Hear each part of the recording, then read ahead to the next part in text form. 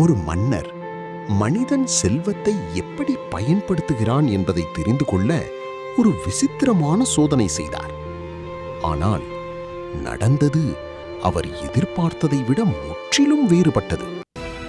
ஒரு நாள் அந்த மன்னர் 2 ரொட்டி துண்டுகளை கொண்டு வரச் சொன்னார்.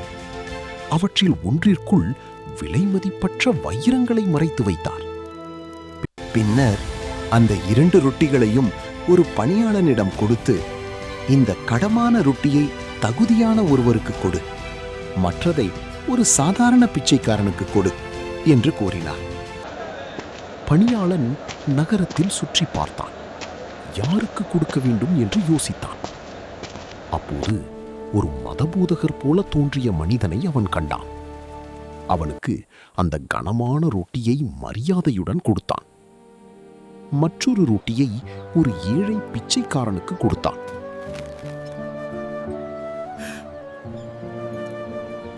இவை அனைத்தையும் மன்னர் மேலிருந்து கவனித்துக் கொண்டிருந்தார்.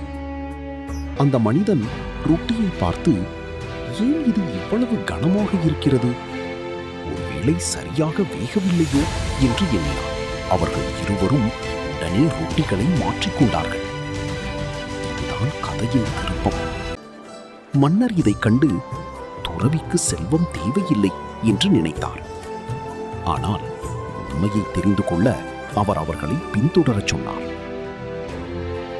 அந்த மதபோதகர் வீட்டிற்கு சென்று தனது போலி தாடியையும் ஆடையையும் அகற்றினான். அவன் ஒரு போலி துறவி.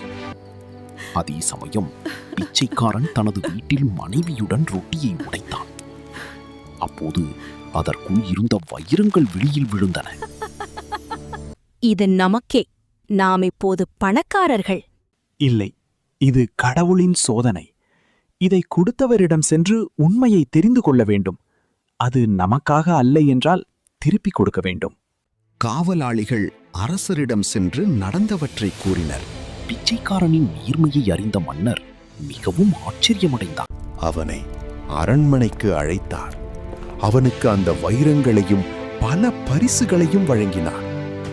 நேர்மையான மனிதனிடமே செல்வம் சென்றது. அந்த பிச்சைக்காரன் மகிழ்ச்சியாக வாழ்ந்தான்.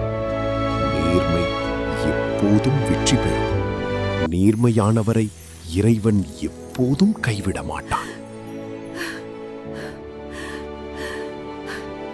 இந்த மாதிரி கதைகள் பிடித்திருந்தால் லைக் பண்ணுங்க, ஷேர் பண்ணுங்க, சப்ஸ்கிரைப் பண்ணுங்க.